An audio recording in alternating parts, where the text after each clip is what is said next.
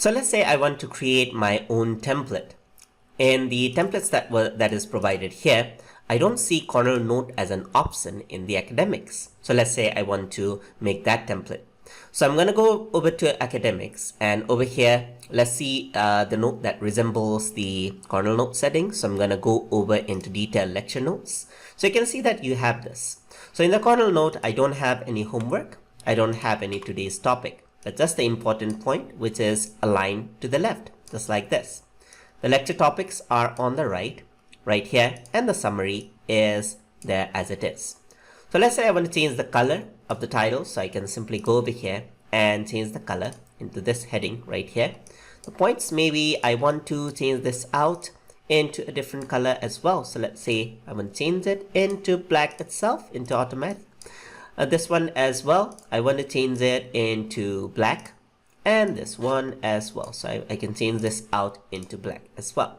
So that is my Cornell Note setting. Let's say I want to add in the margins as well, the visible margins. So I'm going to draw with a line right here, just like this. Just draw with a line right here to make a Cornell Note like setting. Click and drag, and there you go. That's the simple Cornell Note, just like that. Now I want to save this as a template, and in order to do that, I can simply go over here onto my template section itself. You can go to template by going on to insert and paste templates, just like that. Go over here, paste templates, and this is the page I want to save as a template. So I'm gonna go over here, and you can see an option to save current page as a template. So I'm simply going to click this out, and now I can type in the name of my new template, and that is going to be Cornell Notes.